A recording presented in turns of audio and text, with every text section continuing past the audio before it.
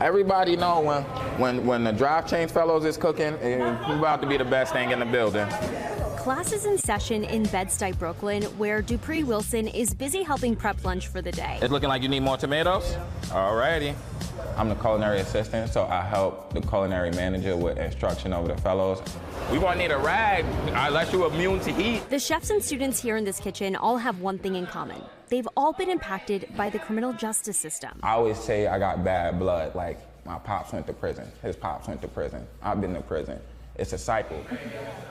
A cycle the nonprofit Drive Change is trying to break one meal at a time by offering a 4-month paid fellowship for formerly incarcerated young people and giving them the tools to succeed in the hospitality industry. We believe that food is a right and everyone should have the ability to have access to great food. So culinary is a way that we can reel folks in through their bellies, but also through their soul. Fellows learn the basics like knife skills. Excellent cut, chef. But walk away with a lot more. I feel like I became more like emotionally mature, more like able to like regulate my emotions. How the way I react to certain situations, I'm more likely to remove myself from certain stuff. I think the ancestors is telling me I have some more seasoning, ain't they? So too. A lot of times people are being incarcerated because of lack of something, lack of access to employment or food. Maybe the education system is broken, variety of different things. And so we need to tackle the systemic issue. In many states, up to 80% of incarcerated youth cycle back into the system within 3 years of release, with Black people being overrepresented in U.S. jails and prison populations. I knew my pops went to prison, and because I knew the experience he had, and I knew like what was expected for me, it wasn't really hard for me to like do the same thing that he did.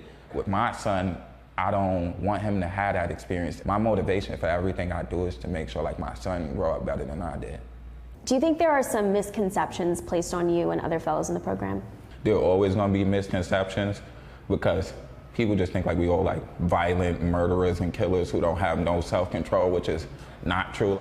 When you see them walk through the door, it's not their cell number or their whatever prison number, right? That's an individual there. And it's really important that people understand that there are human beings behind this. That's good. That's how I want it. Kalila says you're a role model for a lot of the fellows here. How does it make you feel knowing that you're a great example for them? It's overwhelming. It's knowing that people look up to you and they look at you as a success story. Anybody here can attain the same thing as long as you're willing to like put your mind to it and work hard for it. I'm not nobody special. Like all I did was the work. So throughout the year, Drive Change actually also hosts food drives to provide the community with fresh meals. And then after the fellows finish the 4-month program, there's a group of hospitality partners that help members identify job opportunities in hotels, catering, and hospitality. Thanks for watching. Stay updated about breaking news and top stories on the NBC News app or follow us on social media.